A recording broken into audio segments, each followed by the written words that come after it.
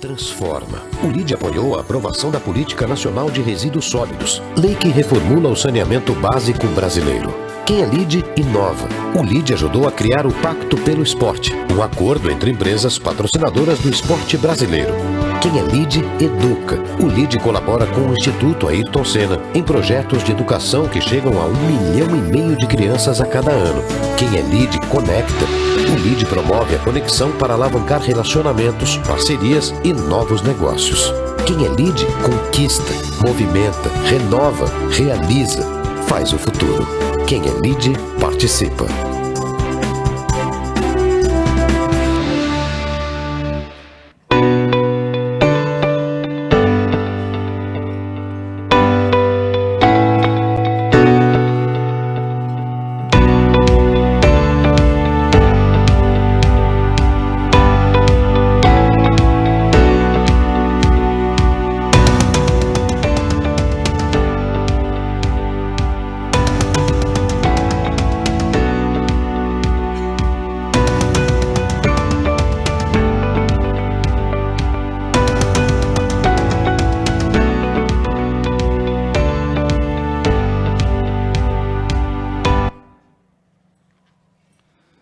Bom, senhoras e senhores, boa tarde, meu nome é João Doria Neto e é com prazer que nós damos início aqui a mais um almoço-debate do LIDE, Grupo de Líderes Empresariais.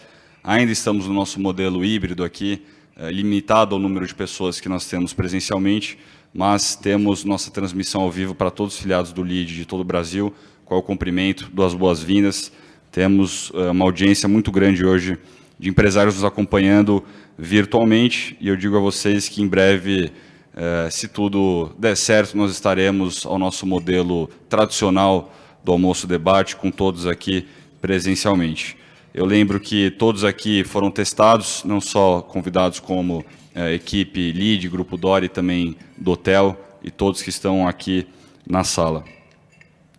Hoje, nesse almoço-debate, teremos a participação do secretário da Fazenda e Planejamento do Estado de São Paulo, Henrique Meirelles, e do secretário de Projetos e Ações Estratégicas do Estado de São Paulo, Rodrigo Maia, que falarão sobre o tema Avanços dos Programas de Privatizações e Concessões. Dando início ao nosso almoço, apresento os empresários aqui presentes que também poderão participar do debate ao final das apresentações. Nosso sempre ministro e chairman do LIDE, Luiz Furlan, professor Alessandro Azzoni, da Uninove, o Arnoldo Valde Filho, sócio da Valde, também membro do nosso comitê de gestão do LIDE, Célia Pompeia, vice-presidente executiva do Grupo Doria, o César Ciogli, CEO da Bencorp, o Davi Barreto, sócio da Smart Insurance, Fernando Meirelles, presidente do LIDE Conteúdo, o Guilherme Ferreira, sócio da Jaive Investimentos, Hamilton Torres Sobrinho, diretor comercial da Mafre, o Jamil Jaruz, diretor comercial da Movida, Roberto Janete da Fonseca, membro do Comitê de Gestão do LIDE, e o Rodrigo Botti, sócio da One Partners. Eu lembro a todos vocês que esse evento, esse fórum, teve todas as suas emissões de CO2 neutralizadas pela Ecaplan, e a vocês que estão nos acompanhando virtualmente, nós teremos as apresentações e exposições dos nossos convidados aqui, e ao final nós teremos o debate, onde passaremos aos empresários aqui presentes, aos que quiserem direcionar uma pergunta. Terminando essas perguntas, nós abrimos para as perguntas de vocês que estão nos acompanhando virtualmente. Tem uma caixa de mensagem embaixo do player onde está passando a transmissão. Você pode mandar sua pergunta com seu nome, empresa e a pergunta embaixo. A gente pede que participem, aproveitem essa oportunidade para interagir, porque nós vamos ler aqui as perguntas recebidas. Eu deixo aqui o nosso agradecimento aos patrocinadores desse evento, Amil, JSL, Mafre e Valde. São empresas que viabilizam esse tipo de encontro e debate. Nós temos toda a transmissão e cobertura feita pela revista LIDE, TV LIDE, e os nossos fornecedores oficiais, a Atmo, Bencorp, Ecaplan, Mistral, RCE Digital, Dr. Joe e MGI Tech. Lembrando rapidamente, antes de passar a palavra aqui ao Furlan para sua saudação, os nossos próximos eventos, dia 23 de setembro, o nosso 10º Fórum LIDE de Agronegócio, que acontece no Hotel Hilton. Dia 21 e 22 de outubro, o nosso 20º Fórum Empresarial, esse que é o nosso maior evento do LEAD, esse já vai estar aberto a um número maior de participantes, para que possam estar lá presencialmente. Lembro também a vocês que estão nos acompanhando que responda à pesquisa LEAD FGV, que foi encaminhada para vocês no dia 17 de setembro. É muito importante que vocês respondam e a gente mantenha a base dessa pesquisa, que já acontece há quase 15 anos.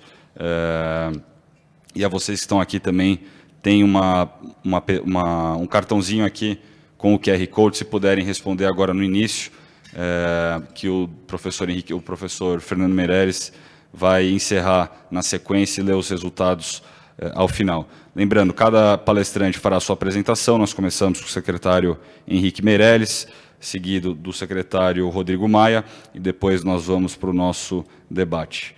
Passado todos esses recados, eu passo ao Luiz Fernando Furlan, chairman do LEAD, para a sua saudação. Boa tarde, Furlan. Boa tarde a todos. Ainda bem que nós fizemos esse encontro na segunda-feira, né?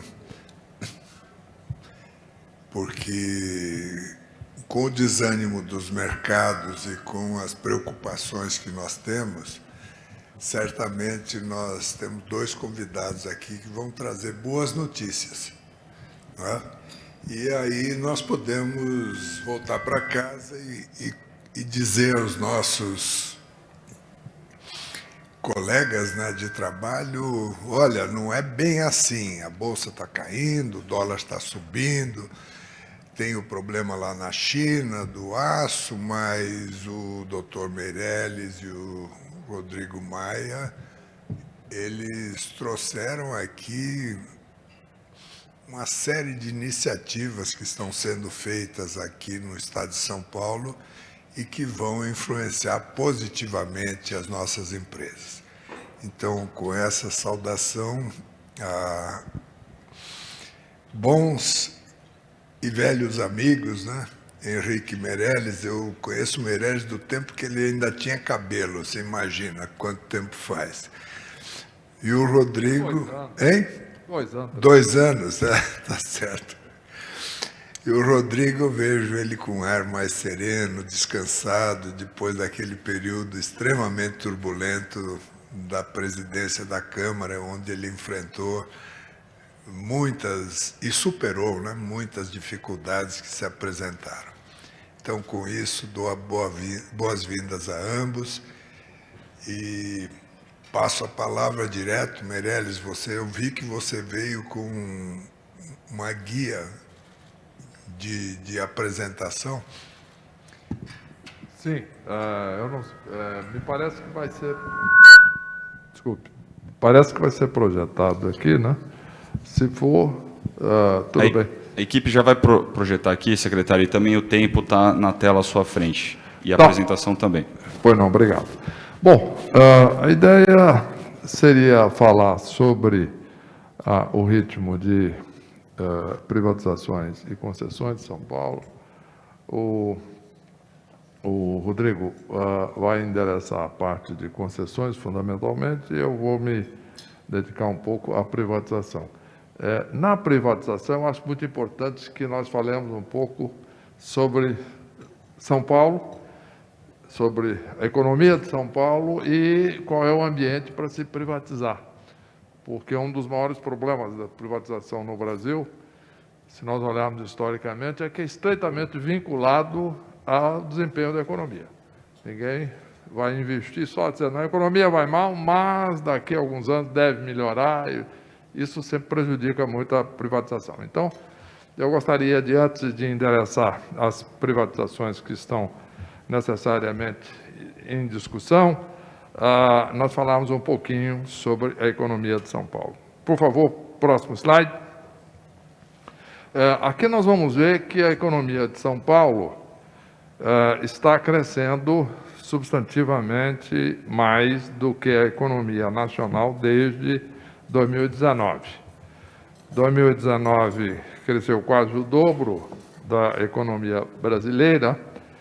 Em 2020, quando o Brasil caiu 4,1%, São Paulo cresceu 0,3%. É uma das poucas regiões do mundo que cresceram. Foi basicamente a São Paulo, China e Índia, em 2000, agora esse ano. Em 2020, não. 2020, inclusive, foi uma situação complicada na Índia também. Esse ano é que a Índia está decolando, recuperando o que perdeu. Mas São Paulo, o ano passado, cresceu. Isso aqui é muito importante. E este ano, a nossa expectativa é um crescimento de 7,8% para São Paulo. Isto é extremamente importante nós mencionarmos esse assunto. Por quê? Porque é neste ambiente que vai se dar as iniciativas de privatização e de concessões. Os números de São Paulo também são robustos em relação à economia global, né? Nós temos aí a comparação onde São Paulo cresce 7,8%, a média mundial é 6%, né? E os Estados Unidos, por exemplo, cresce 7%, apesar de todo o grande volume de incentivos colocados pelo governo do Joe Biden. Nós temos aqui um fato da maior importância, é que São Paulo já recupera e supera muito o nível pré-crise. A economia de São Paulo está hoje em 107% daquilo que prevalecia no quarto trimestre de 19. Então, isso é fundamental. Quer dizer, São Paulo não só recuperou o que perdeu, mas já está 7% acima do nível pré-crise. Infelizmente, o mesmo não pode se dizer em relação à economia brasileira. A economia brasileira, ela está chegando agora no nível pré-crise, né? Ela terminou o segundo trimestre, quer dizer, entrada de julho, por aí, junho, julho, ela terminou com 99,9% do nível pré-crise. E agora apenas é que começou a superar o nível pré-crise.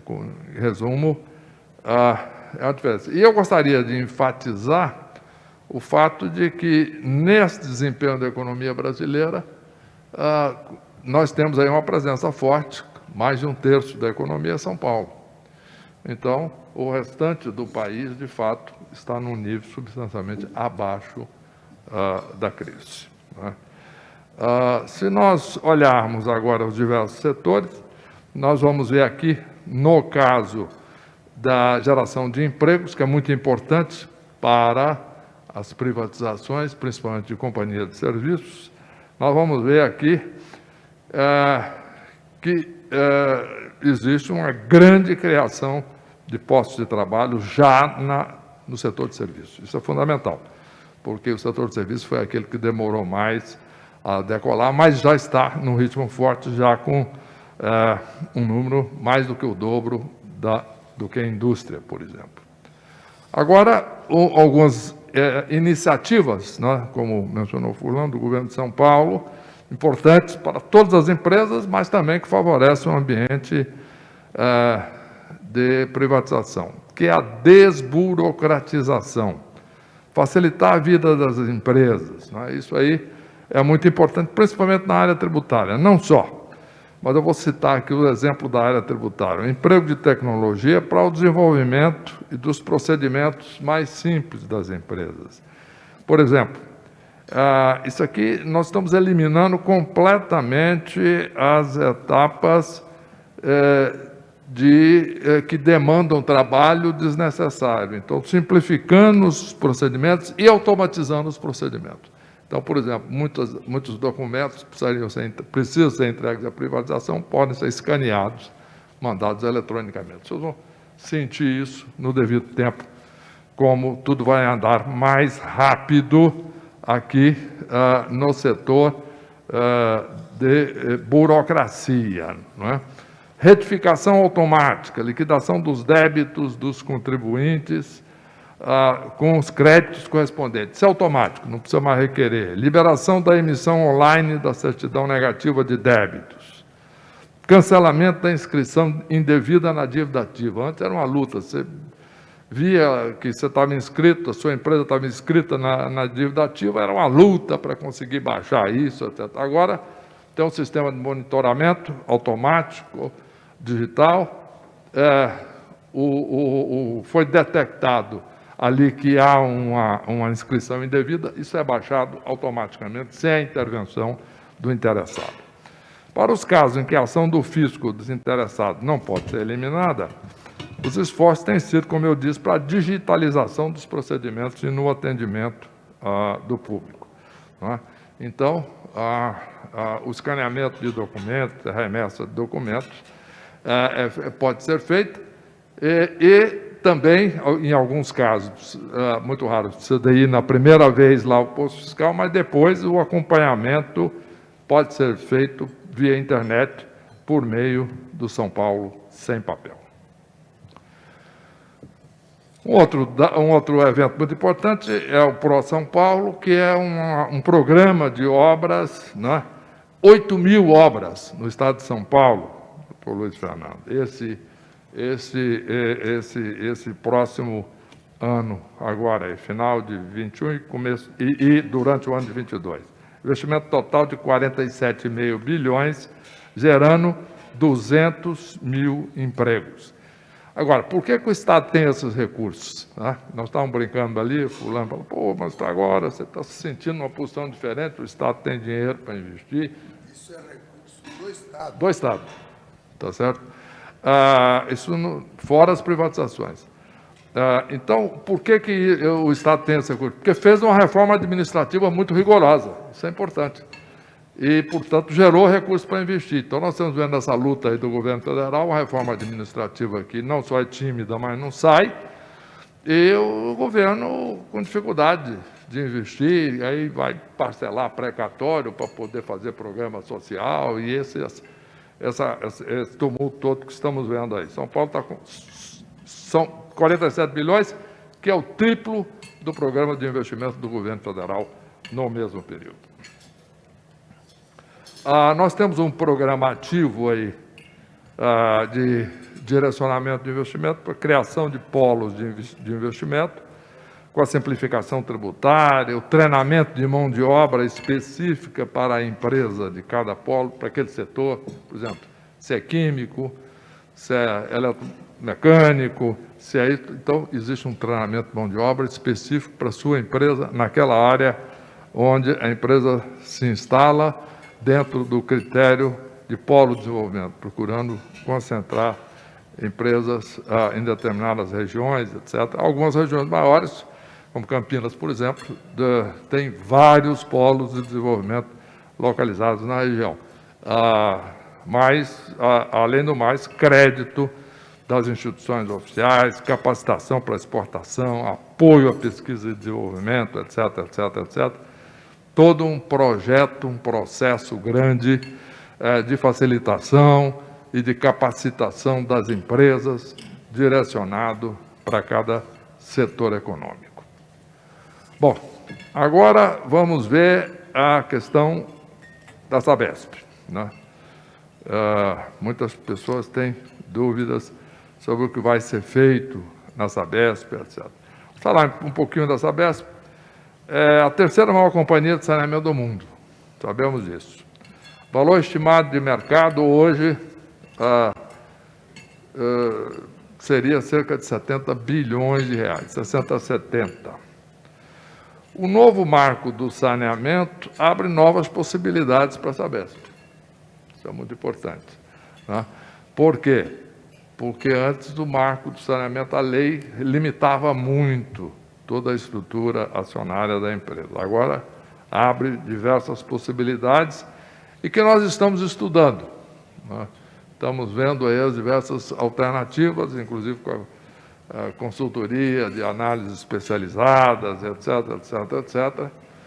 Isso no devido tempo, o Rodrigo Maia, Rodrigo Garcia, eu próprio, estaremos nos reunindo no comitê, no Conselho Gestor da Política Estadual de Privatização, e nós vamos estar analisando aí para tomar uma decisão, inclusive qual é o grupo consultor que vai de fato, fazer a avaliação geral e a análise bem feita de todas as alternativas. O objetivo do novo marco de saneamento é universalizar os serviços. Então, isso é o fundamental. Agora, do ponto de vista da decisão, muitos então me perguntam, tá bom, o que vocês vão fazer com a Sabesp? Vai privatizar? Vai só capitalizar? Mas ou não, vai abrir, diminuir a participação do Estado, mas manter o controle, entrando capital privado? Não. Vai privatizar completamente, etc. Todo esse leque de alternativas é que nós vamos estudar, independentemente das opiniões pessoais que cada um de nós tenha, né? Seja o governador, seja o Rodrigo Garcia, seja o Rodrigo Maia, seja eu próprio, né? Se você me perguntar aqui, o que você acha, etc. Eu tenho uma opinião, mas isso aí é algo que é melhor, inclusive, eu prefiro não dizer qual é a minha opinião, apesar que a maioria já ou sabe ou acha, né, porque é mais ou menos evidente, mas isso aí tem algumas limitações da Comissão de Valores Imobiliários, da CVM. A CVM nos fez uma notificação para todas as companhias de saneamento do Brasil, dizendo, procurem evitar antecipar as suas decisões ao público. No momento em que houver a formalização de uma decisão, aí sim, antes de mais nada, é feita uma comunicação ao mercado. Então, uma formalização de uma decisão do Conselho Gestor depois das 6 horas da tarde e comunicado ao mercado imediatamente. Evidentemente que todos nós já ventilamos numa hora ou outra a nossa opinião, legítimo, etc., mas depois disso a CVM fez uma recomendação para todos os estados, uma coisa genérica. Então, é só para termos, então, esta colocação específica de que nós, de fato, estamos analisando todas as possibilidades. Recordando a histórico aqui da Sabesp, no marco regulatório anterior, o Estado não podia vender o controle. Quer dizer, em qualquer solução, o Estado tinha que manter o controle da empresa estatal. Dentro desse quadro, a Sabesp, na época, contratou o International Finance Corporation, que é uma subsidiária do Banco Mundial, e o AFC fez um estudo completo da empresa, onde ele recomendou, na época, né, que era proibido a venda do controle acionário, que para capitalizar a empresa fosse criada uma companhia holding. Essa companhia deteria os 50% que hoje estão em poder do Estado e essa companhia venderia um pouquinho menos, 49,9%, etc., do capital, de maneira que o Estado, no final, ficaria com um pouco mais de 25% do capital, mas seria uma boa forma de capitalizar. Agora, isso foi a solução do marco regulatório anterior. Vamos ver agora o que será decidido. Vamos, então, contratar o AFC, obviamente, é um candidato forte para ser consultor aí nesse processo, e vamos, então, fazer essa análise aí de todas as alternativas e depois, evidentemente, vocês podem ter perguntas mais específicas sobre essa questão aí da Sabesp. Muito bem, vamos em frente. Próximo slide. Deixa eu ver aqui. Isso. A EMAI. A EMAI é a empresa metropolitana de água e energia. Ela é uma empresa, hoje, controle do Estado, já tem ações, no entanto, controladas de propriedade do setor privado. Por exemplo, ela tem aquela usina ali sobre o Rio Pinheiros, que é a usina São Paulo, que inclusive é objeto de um grande projeto do governo do Estado, etc., de fazer ali um projeto, não só, exatamente, um projeto urbanístico, mas também usando a maior parte do espaço da usina hoje São Paulo, para criar o que estão chamando do Puerto Madeiro de São Paulo. Isto é, porque a parte da usina em si, com equipamentos modernos, ela não usa mais todo aquele espaço. Pode usar uma fração daquele espaço para gerar mesmo mais energia. Em resumo, a EMAI está sendo privatizada, isso é muito importante, né? É uma privatização estimada em R$1 bilhão. No momento, nós estamos na etapa da contratação da assessoria técnica, do advisor, para a modelagem da operação, mas já com a decisão de privatização tomada. Só que é Brasil, né, Luiz Fernando? E aqui tudo é complicado. Quer dizer, sabemos disso, todos nós aqui, do ponto de vista de que o candidato a advisor que perdeu, são duas instituições financeiras, que foram o primeiro e o segundo. O que perdeu recorreu à justiça. E aí nós estamos aí, esperando a decisão da justiça. Está no Tribunal de Justiça. O juiz concedeu, de primeira instância concedeu uma decisão favorável àquela que tinha sido a escolha do grupo técnico, da licitação, mas houve um recurso legítimo, faz parte do modelamento jurídico do país, do grupo perdedor para o Tribunal de Justiça, perfeitamente. Nós estamos aguardando. O que a Justiça decidir, nós vamos cumprir. O pregão, por exemplo, portanto, já está realizado e nós estamos esperando uma solução em breve, né? Mas o resumo, no caso da EMAI, é uma privatização decidida já, claramente, é estimada em R$1 bilhão, né? E aqui o que vai haver é a modelagem da operação, diferentemente do papel do advisor, diferentemente da Sabesp, que vai ser uma apresentação das diversas alternativas e análise de vantagem e desvantagem de cada alternativa, etc., inclusive para dar base técnica para a nossa decisão. E jurídica, porque a nossa experiência com a EMAI é o seguinte: se a EMAI, na escolha do advisor, já tem uma disputa jurídica, imagina na licitação em si da empresa, se não tiver muito bem estruturado, sem a menor dúvida.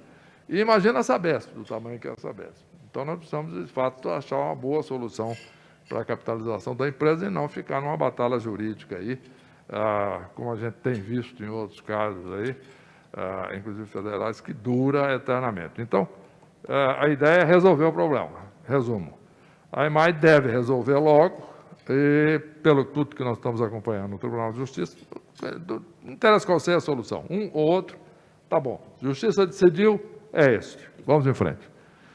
Pois não, fulano?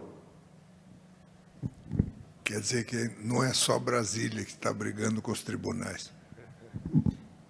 Tá certo. Mas o problema, quando eu digo Brasil, eu não estava referindo ao tribunal, não. Era uma outra visão aí, fulano. É a visão de que, de fato, toda a estrutura jurídica dá base à judicialização de tudo. Eu gostaria de, antes de mais nada, agradecer aqui o convite, antes de encerrar essa parte, agradecer o convite da Lide, do Furlan, amigo aí de tantos anos, do João Dória Neto, né? E também cumprimentar o Rodrigo Maia, aqui conosco, vai fazer a segunda parte, e a parte toda de concessões, que já está em andamento, que é muita coisa, como vocês vão ver, e saudar a todos aqueles que estão presentes aqui fisicamente e aqueles que estão presentes virtualmente nesse novo mundo virtual agora. É isso.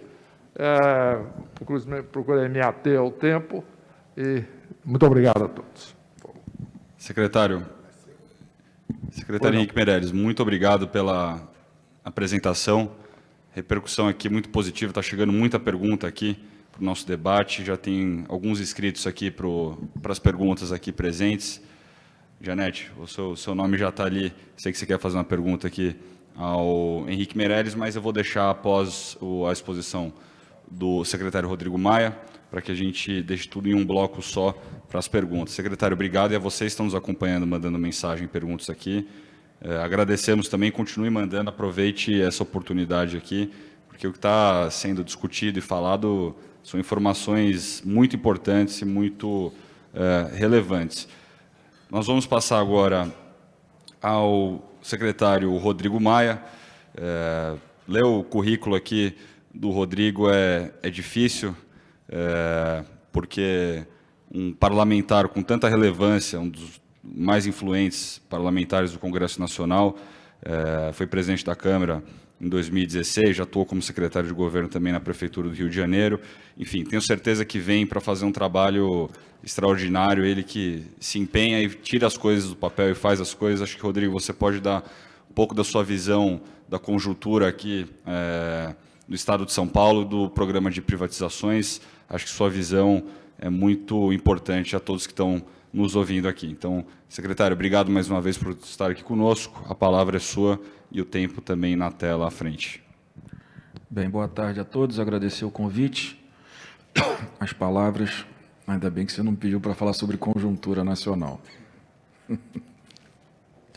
Eu só digo para vocês o seguinte: esse orçamento de 22 vai ser uma peça decisiva para o nosso país.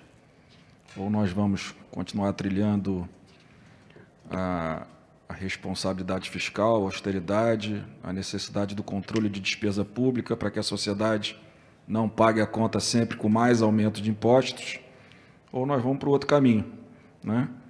Inventa de se tirar os precatórios de dentro do orçamento, não é porque precisa, é porque se precisa uma política populista para tentar reeleger o presidente da República, porque há espaço para fechar o orçamento sem precisar deixar de pagar R$1 de precatório, que seria um calote e uma perda de credibilidade grande do governo brasileiro perante a todos os investidores. Então, não quero me alongar no tema nacional, Rodrigo, apesar de gostar. uma coisa que me chamou a atenção é que foi falado que esses precatórios têm origem de dívidas de estados. E São vários precatórios, né? São Paulo está no meio disso? Não, são, nesse caso que o governo reclama, são precatórios dos estados, acho que Ceará, Pernambuco, são 3 estados do Nordeste, que esse assunto do Fundef, antes do Fundeb, começou a ser julgado em 2010, né? Esse julgamento desses 3 estados ocorreu em 2018. Um dos ministros do Supremo, acho que foi o presidente do Supremo à época, em 2018, antes da posse do presidente Bolsonaro, alertou ao ministro da Fazenda que esses 16 bilhões cairiam durante os 4 anos do governo. A AGU tentou fazer um acordo com os governadores e esse acordo foi travado na Secretaria de Fazenda do Ministério da Economia. Não sei se por decisão do ministro ou exclusivamente por decisão do secretário. Mas esse acordo não avançou, na minha opinião política, porque acho que o ministro da Economia é tão ideológico quanto o presidente, porque os 3 governadores eram de estados de oposição e de esquerda. As despesas de precatório vêm crescendo acima da inflação nos últimos anos, não é novidade, e nós estamos criando despesas que não são tão necessárias e tão urgentes como a famosa emenda de relator, na ordem de 18 bilhões. O Brasil hoje, só para encerrar essa parte, o orçamento público hoje capturado pelo parlamento com emendas paroquiais, né, 32% do orçamento discricionário hoje já são emendas e 53% dos recursos de investimento do governo federal já são de emenda parlamentar. Então, na hora da crise, todos têm que se apertar um pouquinho, inclusive o próprio parlamento. Como o governo não quer conflitar com o parlamento, prefere deixar de pagar os precatórios no próximo ano. E com muita responsabilidade também, porque a inflação tinha uma tendência de queda no segundo semestre, que foi, né, mudou essa curva completamente por todos os erros do governo federal e todo aquele espaço no orçamento. Para quem não sabe, o teto de gastos ele é corrigido pela inflação do meio do ano, os últimos 12 meses, e as despesas do governo, previdenciário, etc., são corrigidas no final do ano.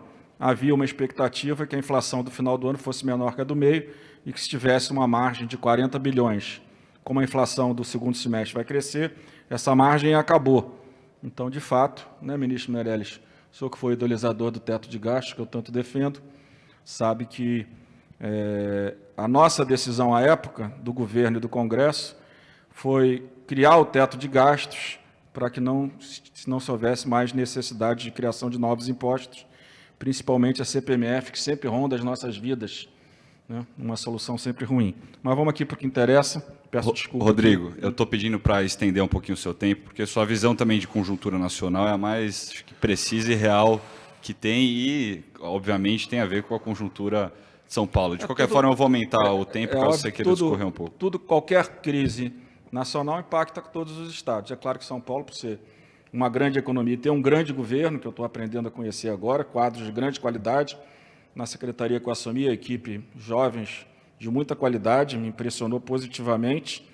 Eu apenas aqui sou um instrumento da vocalização daquilo que a equipe técnica da secretaria vem realizando há muitos anos, e principalmente desde 2019. Então, vou só um início rápido. Aí está a evolução das parcerias, né, o programa de concessões começa lá em 98 com as rodovias, depois uma nova rodada em 16, e no cenário atual nós temos 48 contratos assinados, 36 concessões e 12 parcerias, e 20 projetos em andamento sendo estudados, 18 concessões e 2 parcerias, né?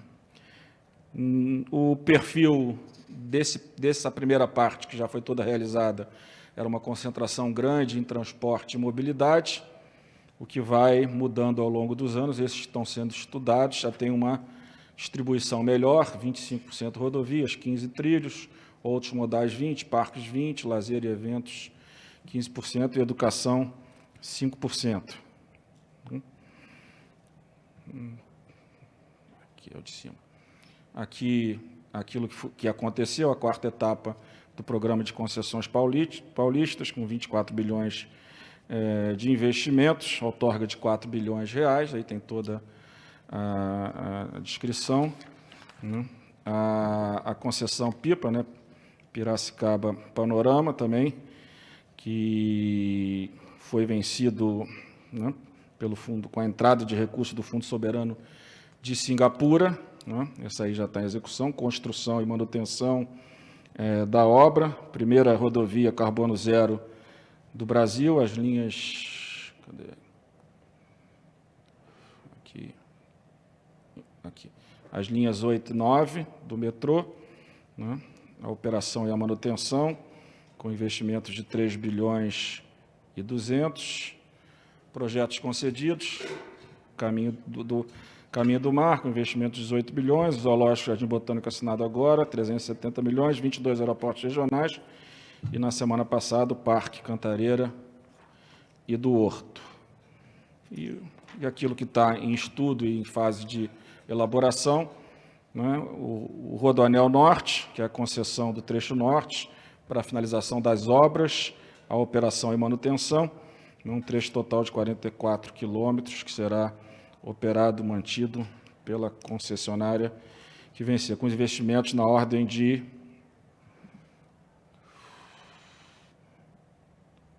Aqui.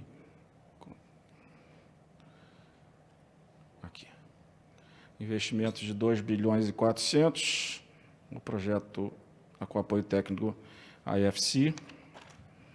Depois, o estudo da quinta rodada de concessões rodoviárias, com investimento previsto de quase 12 bilhões de reais, com extensão aproximada de 156 quilômetros.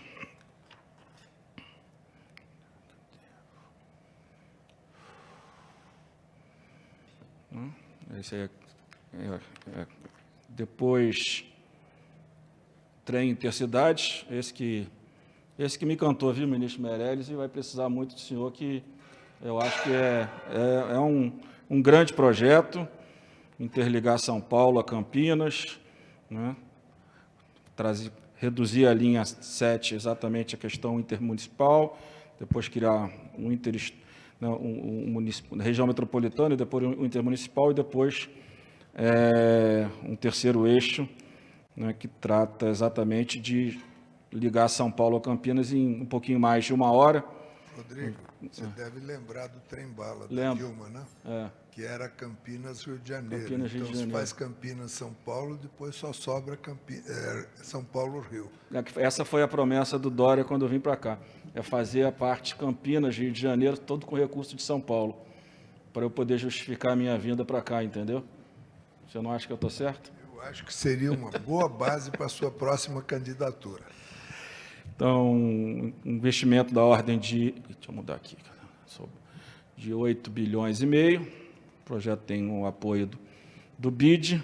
Eu, por exemplo, pessoalmente, fiquei muito encantado. Eu acho que isso terá um impacto grande nas duas regiões metropolitanas, e principalmente nessas terras todas, entre São Paulo e Campinas. Eu acho que é uma coisa que, para o Brasil, é, claro, como referência São Paulo, que tem condições. Agora, não é um projeto barato, precisa de financiamento, e vai depender muito aqui do talento do nosso ministro e secretário da Fazenda do Estado de São Paulo.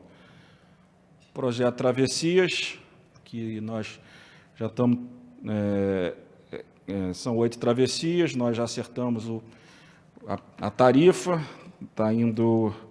Nós estamos aqui na fase da publicação do edital agora no mês de outubro, e é simples, um investimento pequeno, 240 milhões, mas para aquelas 3 regiões do litoral paulista, eu acho que vai melhorar muito a qualidade do serviço.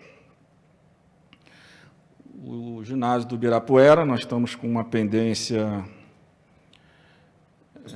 na prefeitura, né, que é o PIO, a parte urbanística, né. A nossa intenção é publicar o edital em fevereiro de 2022, um grande complexo com 3 torres, com uma arena multiuso. Eu acho que vai ter um impacto forte no serviço e no turismo da cidade de São Paulo e de todo o estado, claro, com investimento estimado em 962 bilhões de reais. Novas escolas, que é uma parceria que está começando a ser estudada entre a nossa secretaria e a Secretaria de Educação, que a gente possa fazer toda a concessão da construção e da administração das escolas, toda a parte de serviços não pedagógicos, né? A parte pedagógica continua com o Estado de São Paulo. Esses são 3 parques, o Parque da Água Branca e o parque, né, quer dizer, que é um parque conjunto um com o outro, ali na região de Alto Pinheiros, Parque Vila Lobos e Cândido Portinari, com publicação do edital para dezembro e o leilão para março do próximo ano. E esse último, concessão para atividade de ecoturismo e visitação no Parque Estadual Turístico de Alto Ribeiro, Petar, com expectativa de consulta estamos agora no mês de setembro, e depois audiências no mês de setembro. Acho que é isso. Agradeço a oportunidade, não apenas de estar aqui, mas também de estar no governo de São Paulo, ajudando, mas aprendendo. Quem fica muito tempo no parlamento, às vezes, esquece um pouco de como é que colocar as coisas em execução. Então, eu também vim para cá, um dos grandes motivos foi esse, a oportunidade de... Conheço muito bem o lado do Legislativo, talvez como poucos hoje, tive muita experiência à frente da presidência da Câmara, mas o lado da gestão me falta, e acho que na vida o aprendizado permanente é o que faz a gente crescer e poder colaborar na iniciativa pública, né, no setor público, com a sociedade brasileira, agora em São Paulo e, claro, no meu estado, Rio de Janeiro, e em todo o Brasil. Muito obrigado. Muito bom, Rodrigo. Eu, Meirelles, eu sou um inspetor de obras aqui. Eu inspeciono a linha laranja, que chega a Higienópolis, né? E inspeciono a rodovia dos Tamoios, que, inclusive, com os 2 túneis lá e as obras de arte. E eu ouvi uma conversa que, além da Tamoios, seria retomada um projeto ainda do período militar, que era a BR-101 litorânea, entre Caraguatatuba e Santos, né? Inclusive, há muitas obras de arte ali abandonadas, né? Viadutos e tudo, porque se largou aquilo, o mato cresceu. Tem alguma notícia disso? Como é que... Eu não percebi aqui na apresentação. A gente tem o projeto do litoral, não entrou aqui, não sei porquê, ou entrou no início aqui, eu acabei pulando, mas tem o projeto, está em discussão técnica, há alguns conflitos com alguns municípios, né? Eu estou chegando aqui, a parte política eu não trato, né? Porque aqui eu não vim. Então, tem algum conflito em Mogi, tem algum conflito em algumas outras, mas tem um projeto pronto que cuida exatamente de melhorar a via e construir a duplicação, pelo menos daquele trecho, aqueles 44 quilômetros até o final de Bertioga, né? Até a Riviera, aí depois vai para o outro lago, para Itanhaém, mas eu acabei não apresentando, mas está com todo o projeto técnico pronto, aguardando a decisão do governador e do vice sobre o melhor momento para a publicação desse edital. Secretário, muito obrigado pela exposição. A gente tem agora um bom bloco de debate aqui. Já temos alguns inscritos, a gente começa aqui com uma pergunta do Roberto Gianetti, depois o Arnoldo Valde, o Jamil, o César da Bencorp, o Hamilton da Mafre. Quem mais quiser direcionar qualquer pergunta, é só levantar a mão que a equipe leva aqui o microfone. Na sequência, vamos aproveitar esse bloco aqui. Vocês também que estão nos acompanhando, uma boa audiência acompanhando aqui, mande mais perguntas para a gente direcionar aqui ao final. Aproveita a oportunidade de ter Henrique Meirelles e Rodrigo Maia juntos aqui para responder. Não é sempre que a gente tem essa oportunidade de interagir, né, Roberto? Então, eu começo passando para a sua pergunta e assim a gente começa o tempo aqui do nosso bloco de debate. Muito obrigado. Cumprimentar os secretários Henrique Meirelles e Rodrigo Maia. Excelente apresentação, tanto do desempenho da economia, quanto as iniciativas de privatização e concessão que a gente tem acompanhado com muito interesse e atenção. Eu fui, em 2018, coordenador do programa de governo do João Dória. Desde então, eu tenho acompanhado com muita atenção as duas grandes privatizações dessa área de infraestrutura, que é Sabesp e EMAI. E acho que, de fato, são duas tarefas que estão faltando dentro do programa e que eu tenho certeza que vocês vão levar adiante, porque está aí, enfim, toda a intenção colocada, firme, de que isso possa acontecer. Porém, eu quero trazer aqui um tema para reflexão dos senhores. O modelo convencional de privatização, através de leilão do bloco de controle, tem sido turbulento e, às vezes, questionado. E demonstra que, muitas vezes, não é a melhor solução para o Estado, seja federal ou estadual, tanto faz, que está se desfazendo do controle da empresa. Essa venda do leilão do bloco de controle, obviamente, tenta capturar o que a gente chama no mercado o prêmio do controle, que varia, é evidente, cada empresa tem seu valor, mas, lembrando até o memorável Bulhões Pedreira, que fez a lei das SA, certo comentário que ele fez o seguinte, que o valor do bloco de controle está na proporção do que o controlador vai conseguir capturar de externalidade da empresa para compensar o que ele pagou a mais do que está valendo na Bolsa. Então, na verdade, quem perde são os minoritários. Porque se o controlador captura essas externalidades, não preciso numerar quais são, vocês devem saber. Evidentemente, os minoritários vão perder.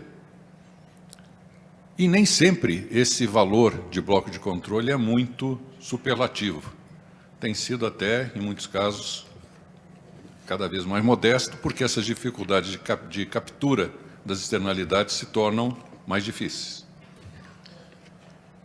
Especialmente empresas de serviço público, com tarifas, também tem um questionamento de se tornar um monopólio público, passa a ser um monopólio privado do controlador.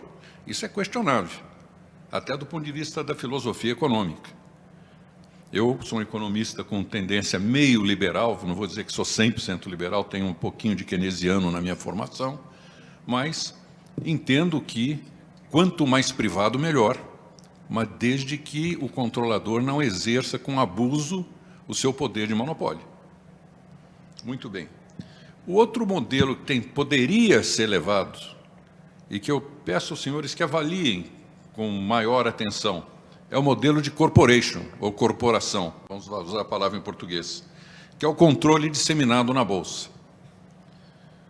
E que aí se torna menos questionável do ponto de vista jurídico, menos questionável do ponto de vista econômico, do chamado monopólio privado, que você passa a ter uma empresa corporation, os interesses são difusos.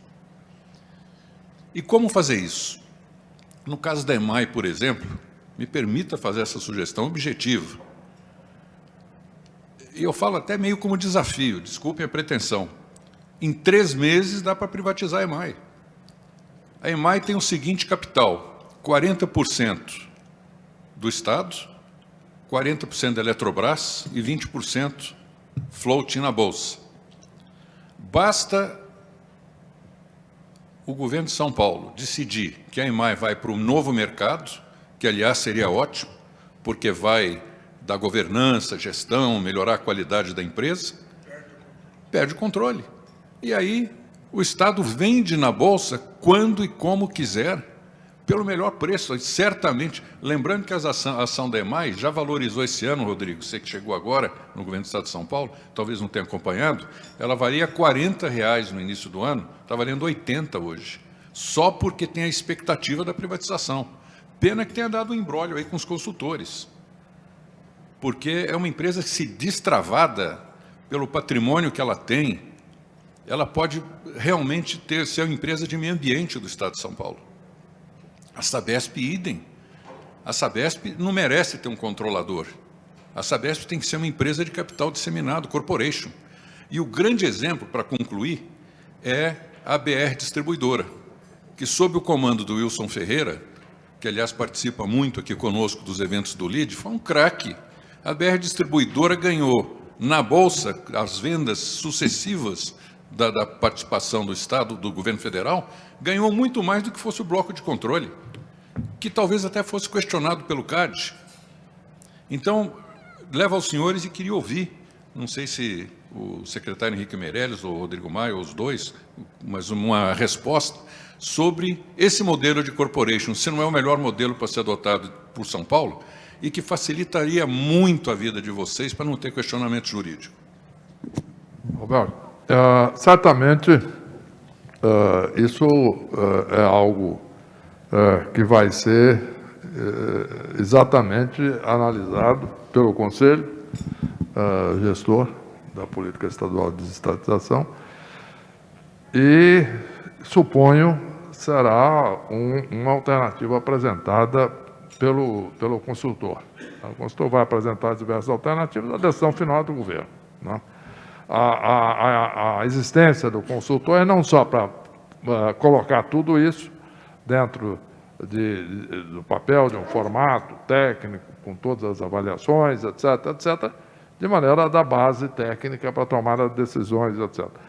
Porque o que é importante dizer são duas coisas. Primeiro, como está mostrando o caso da EMAI, e como eu disse, na escolha do consultor, o assunto já está na justiça, tá certo? Imagine se nós vamos correndo e, sem consultor, etc., escolhemos lá uma alternativa qualquer e colocamos lá. Bom, isso não sai da justiça no próximo governo, tá certo? Então, não sairia, né?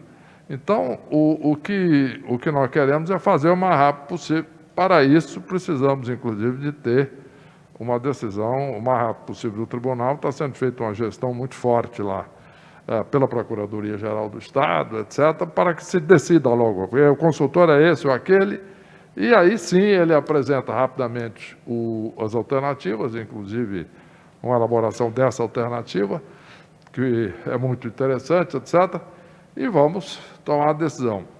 Eu só não posso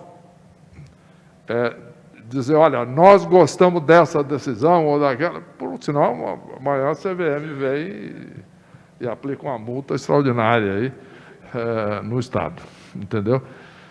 Eu acho legítimo que nós podemos fazer, dizer, ouvimos, etc., será objeto da decisão do Estado no devido momento. Então, no momento que tomou-se a decisão, aí publica o fato relevante imediatamente. Então, esse é digamos, o fato. Eu acho que foi bom você colocar aí para conhecimento de todos, etc., desta alternativa, esta possibilidade. O exemplo da BR Distribuidora, de conhecimento público, está aí, bem sucedido, não há dúvida, está indo muito bem. E como eu disse, nós temos, cada um, por exemplo, eu tenho um histórico de maior parte da minha história do setor privado, apesar dos meus 13 anos de governo nessa altura, entre o federal e o estadual. Mas, de qualquer maneira, apesar de eu simpatizar muito com o senhor, eu trabalhei e dirigi uma empresa durante muitos anos, que era uma empresa pública, no sentido anglo-saxão, que é exatamente o modelo corporation a que você se refere. Não tinha um controlador, né? O maior acionista era um fundo que tinha 2 milhões de acionistas. E assim mesmo, esse fundo era altamente minoritário lá. Em resumo, tinha lá 5%. O fundo que tinha a maior participação. Um banco de grande porte. O que eu quero dizer é o seguinte, então, eu conheço muito bem o sistema, etc., e vamos discutir isso, evidentemente, na medida dos procedimentos, etc., de momento. O que nós precisamos agora, para ser muito prático, é o seguinte: precisa da decisão do tribunal, escolha logo imediatamente do consultor, um ou outro, tanto faz. Ele apresenta, nós fazemos o mais rápido possível a reunião do Conselho Gestor e tomamos a decisão. Olha, o modelo é esse, vamos em frente. É isso aí. Obrigado. Obrigado, secretário. Obrigado, Roberto, pela pergunta. Acho que se tiver algum complemento depois, se quiser fazer, Roberto, acho que vai dar tempo ainda. Eu vou seguir a ordem aqui, já passando ao Arnoldo Valde Filho, sócio da Valde, que está aqui à minha direita, para a sua pergunta. Só vou pedir as perguntas que forem dirigidas, que possam ser objetivas, por favor, para a gente manter no tempo aqui do encontro. Serei super objetivo. Quero cumprimentar ambos os palestrantes pela aula magna aqui dada com objetividade e, principalmente, pelo trabalho realizado aqui em frente ao governo de São Paulo. Eu acho que isso foi amplamente demonstrado. E, me pautando pela objetividade, primeiro eu tenho uma pergunta para o secretário Henrique Meirelles. É saber se, na sua apresentação, o valuation da EMAI está em 1 bilhão e o da Sabesp 70 bilhões. A Sabesp é a terceira maior empresa de saneamento do mundo. Eu entendo que há uma sinergia entre as duas empresas.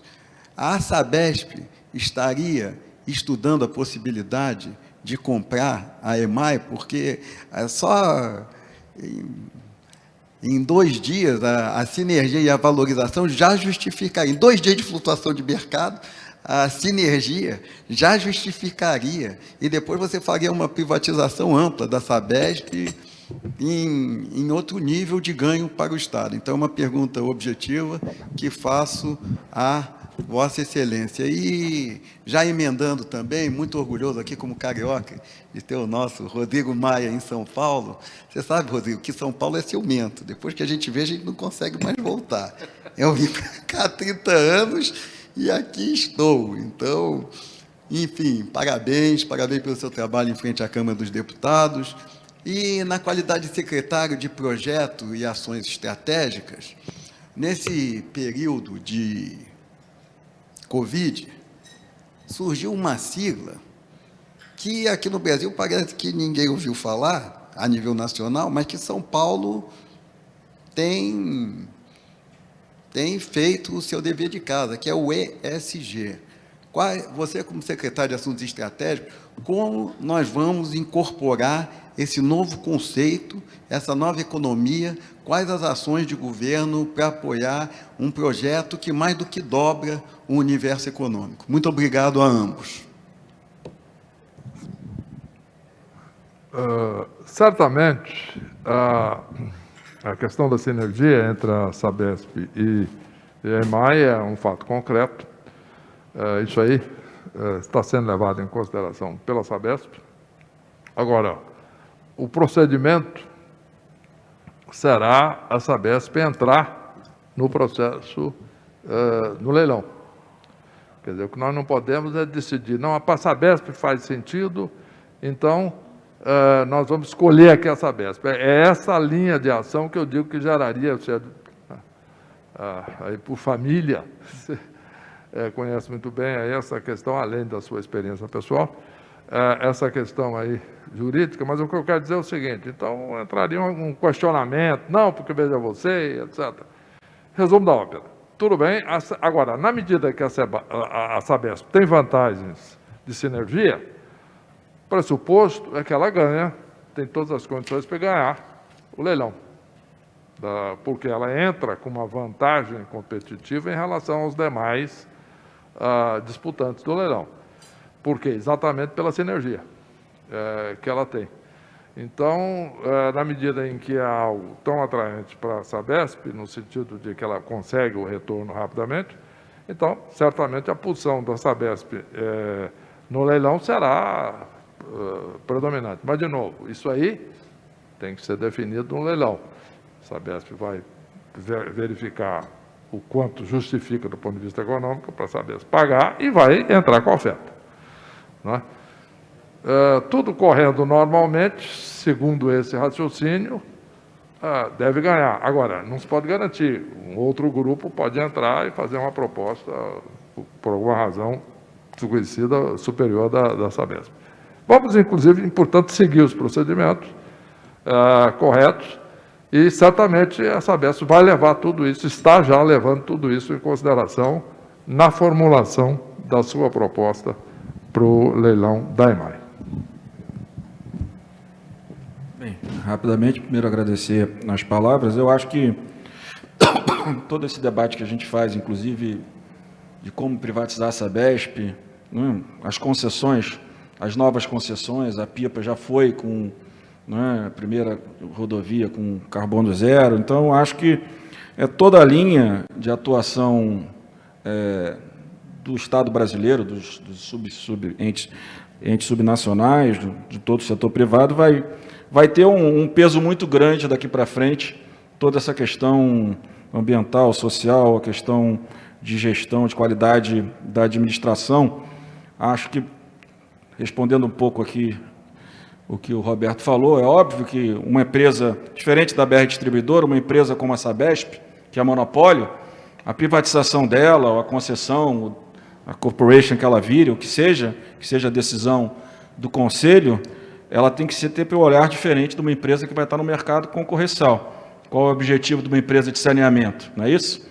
Não é? O objetivo é universalizar o mais rápido possível o serviço de saneamento para todos os paulistas. Então, esse tem que ser, para mim, o melhor modelo é aquele que vai atender o mais rápido possível aos moradores do Estado de São Paulo, garantindo a ele saneamento, água, e aí um impacto grande na vida e na questão do meio ambiente. O Brasil, acho que está pagando uma conta muito grande, porque, por uma política, foi decisão eleitoral, não vejo isso como não enganou ninguém, o presidente da República, mas a linha de atuação deles vai na contramão do que o mundo vem exigindo. Isso a gente vem alertando. Duas coisas, quando eu estava à frente da presidência da Câmara, eu alertei algumas vezes. No meu discurso, no dia da votação do primeiro turno da Previdência, eu disse que país, investidor de longo prazo, foi a frase que eu usei, não investe em país que ataca suas próprias instituições. E várias vezes eu disse a vários empresários que, enquanto nós tivéssemos aquele antigo ministro do Meio Ambiente, o antigo ministro das Relações Exteriores, o Brasil ia ser um país teria muita dificuldade de atração de investimento. Então, eu acho que essa questão do ESG virou uma pauta mundial e todo país que queira atrair investimentos vai precisar se adequar e certamente São Paulo já está se adequando e espero que todos os outros estados e principalmente o governo federal se adequem para que o Brasil possa, né, compreender que há uma preliminar em relação à questão fiscal, à questão de um bom projeto, que é exatamente as condições que hoje o mercado exige para começar a analisar um projeto de investimento em qualquer país, no qualquer país do mundo. Obrigado, Rodrigo. Arnoldo, obrigado, antes de tudo, pela presença e pela pergunta também. Nós vamos agora, temos uma pergunta do César, da Bencorp, o Hamilton da Mafra. Eu vi que o Guilherme também vai fazer uma pergunta. Estou vendo aqui Rodrigo, Davi, Alessandro, se quiserem fazer pergunta também, é só chamar a nossa equipe aqui que leva o microfone. Antes de eu passar para você, César, eu queria aproveitar o embalo do secretário Rodrigo Maia para direcionar uma pergunta que chegou aqui do Marcelo Ferreira Dias, da Rio Par. Rodrigo, pergunta, mencionando o que você disse do orçamento federal, de que maneira você acha que São Paulo pode se deslocar desse e seguir trilhando um caminho paralelo de sucesso? Marcelo Ferreira Dias, da Rio Par, para o secretário Rodrigo Maia. Eu acho que a apresentação que o governador Dória fez na semana passada do seu plano de investimentos, junto com o Henrique Meirelles, com o Rodrigo Garcia, é a demonstração de uma clara diferenciação. Um orçamento de 21 e 22 com uma capacidade de investimento enorme, mas sempre garantindo o respeito à sua capacidade de investir. Então, São Paulo hoje, pelo que eu acompanho nas reuniões semanais, comecei a acompanhar para a execução, né, para o envio do orçamento de 2022, a capacidade de investimento, né, ministro Meirelles, hoje do Estado de São Paulo talvez seja menor apenas do que o Estado do Ceará. E olha que São Paulo, há muitos anos, tem muitos problemas. Então, uma capacidade de investimento de 25 bilhões no orçamento próximo de 280, né? Eu acho que você pode procurar qualquer estado, que mesmo estados menores não terão essa qualidade no gasto. Isso sempre garantindo um superávit, garantindo o equilíbrio das suas contas, sem precisar de novos endividamentos para organizar o fechamento do orçamento. Então, eu acho que o que o governador Dória fez semana passada, eu acho que é a demonstração de uma diferenciação grande entre a administração de São Paulo e a administração do governo federal. Gostaria de adicionar o seguinte,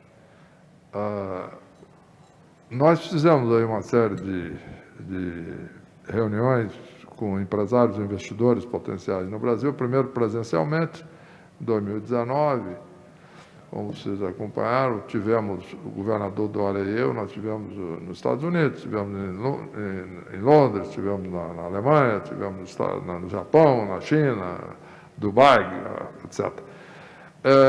E depois virtualmente, né? E uma das coisas que ficou claro para mim é o seguinte, os investidores sempre olharam o Brasil de uma forma uniforme, mesmo aqueles que tinham presença já aqui fortes.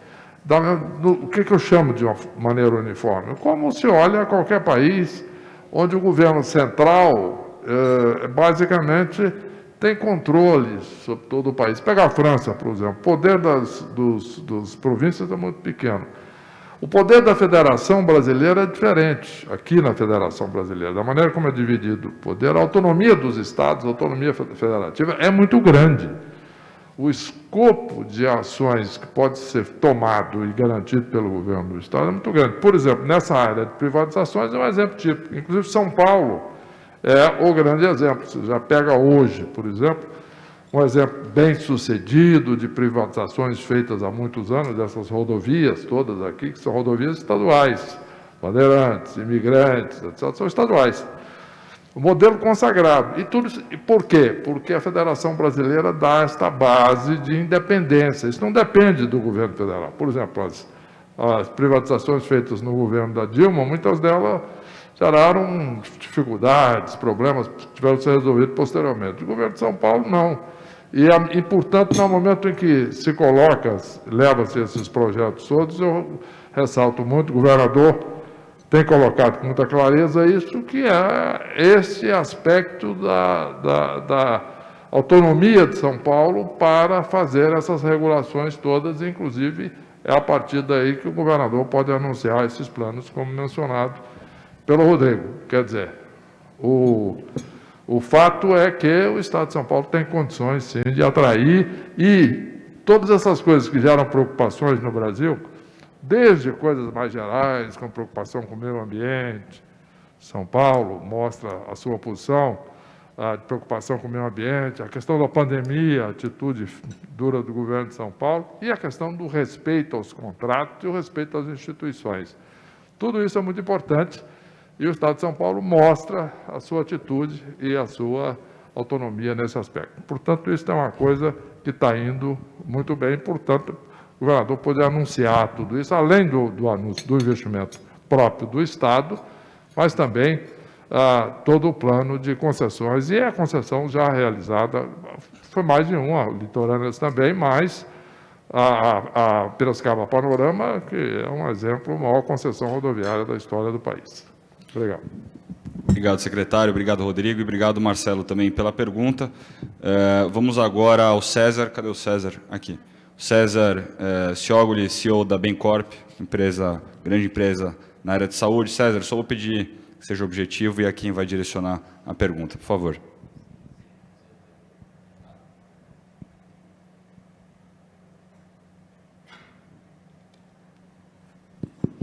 Foi?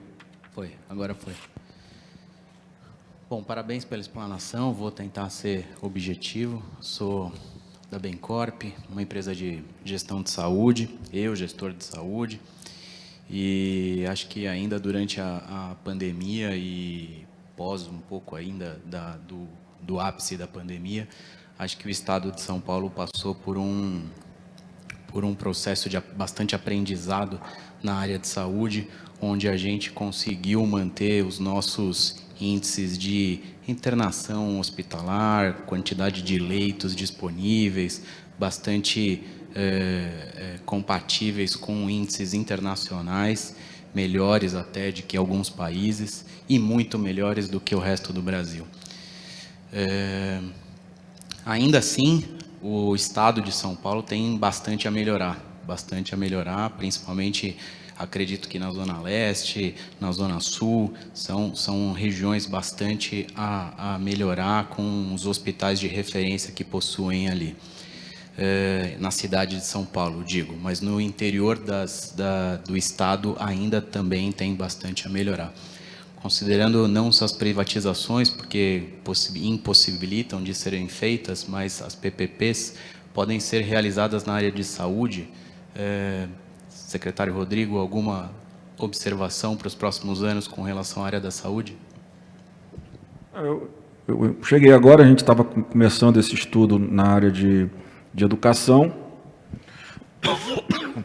Nós vamos começar agora sobre resíduos sólidos, para ajudar os municípios na questão dos aterros sanitários, que é um drama no Brasil inteiro. Acho que São Paulo pode dar um bom exemplo de como trabalhar parcerias nesse tema. E, claro, o tema de saúde, para mim, assim, foi uma frustração, porque a questão da regulação do setor privado de saúde é muito sensível, né? Eu não sei se porque os jornalistas têm seus planos de saúde, mas é muito difícil você conseguir melhorar a legislação e criar uma integração melhor, né, entre o que de fato o setor privado pode ter de complementar, como é que você pode desregulamentar o setor e as pessoas possam ter contratos básicos, né, mais baratos, para que o universo de pessoas seguradas pelo setor privado seja maior, né?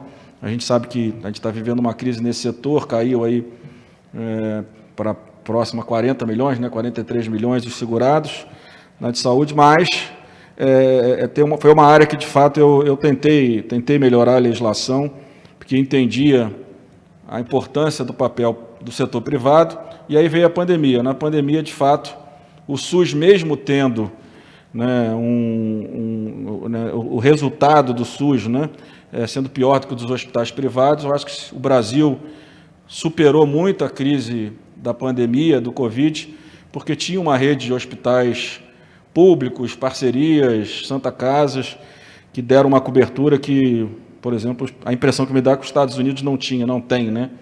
Então, eu acho que o que a gente vai ter que pensar é como é que a gente pode integrar mais, como é que, de fato, a gente pode ter também na área de saúde, ampliar parcerias do setor privado com o setor público, mas eu pessoalmente, de fato, fiquei frustrado porque acho que a gente podia ter avançado muito num modelo onde a saúde complementar poderia ter um outro papel, né, um papel maior, segurando mais brasileiros e deixando o SUS para aquelas pessoas que, de fato, tenham mais necessidade, reduzindo a pressão em algumas áreas mais importantes, mas não é simples, até porque também é um setor muito caro, a justiça interfere demais, né? A justiça toma decisões, o Brasil é um país latino, se você olhar as decisões da justiça em relação a medicamentos, que um cidadão entra, você sabe que a decisão é muito dura,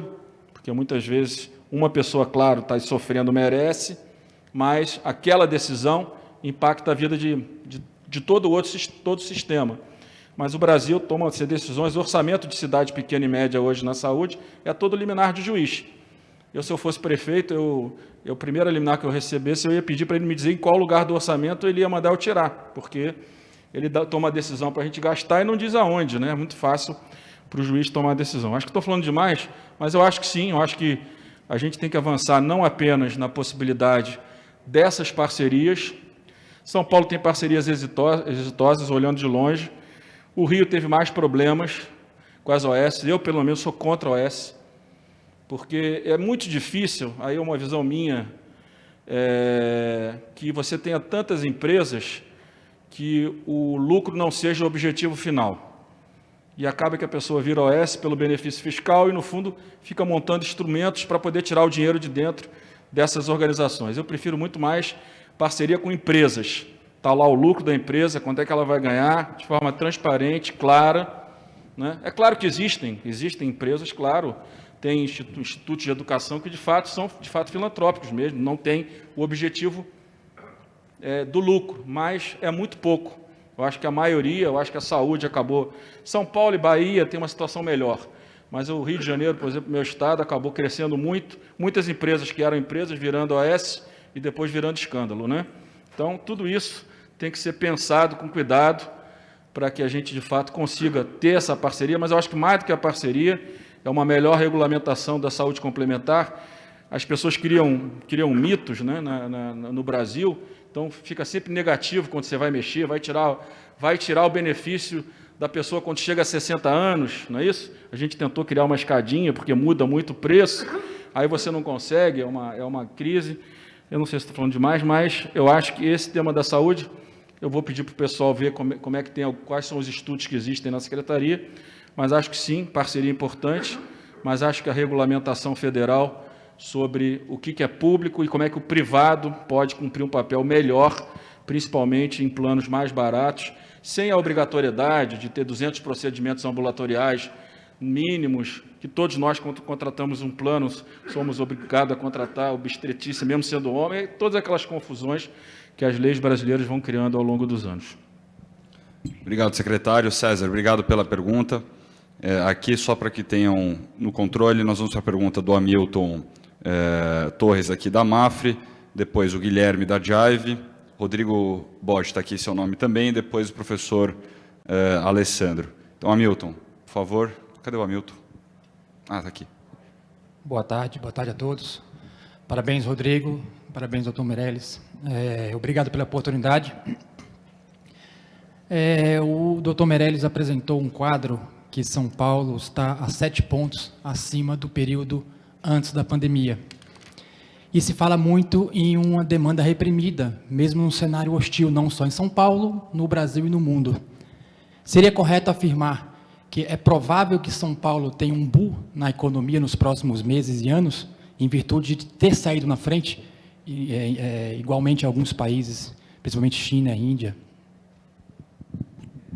Olha, eu acredito que São Paulo vai, de fato, crescer bastante nos próximos anos, exatamente porque, como você disse, saiu na frente, quer dizer, São Paulo não só está tomando uma série de medidas favoráveis ao empreendimento, ao setor privado, à facilitação da produção, dentro daquela linha de um projeto feito, inclusive, em parceria com o Banco Mundial, na realidade feito pelo governo federal, quando eu era ministro da Fazenda, nós fizemos isso, mas que depois desenvolvemos aqui, que é a questão da facilitação da produção, do e-business do Banco Mundial.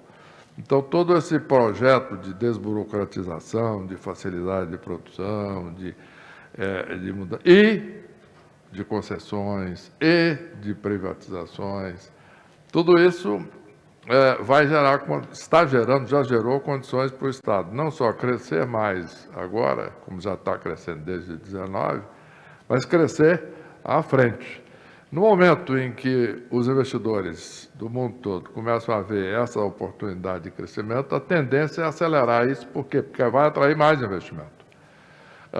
Evidentemente que quando cada um de vocês vai analisar as perspectivas de investimento da sua empresa, ela vai ver a possibilidade de vendas, de aumento de vendas, etc. E isso é também relacionado ao ambiente econômico, no caso da região em que está. Se São Paulo, de fato, tem um crescimento superior, muito superior, inclusive à média mundial, no caso deste ano, inclusive superior dos Estados Unidos, por exemplo, que vai muito bem, e muito superior ao desempenho do restante do país, então nós vamos ter, de fato, condições extremamente favoráveis para isso. E nós já estamos vendo isso. Quer dizer, isso está acontecendo. São Paulo já cresceu mais em 19, mais do dobro da média nacional. Em 2020, isso foi uma coisa extraordinária.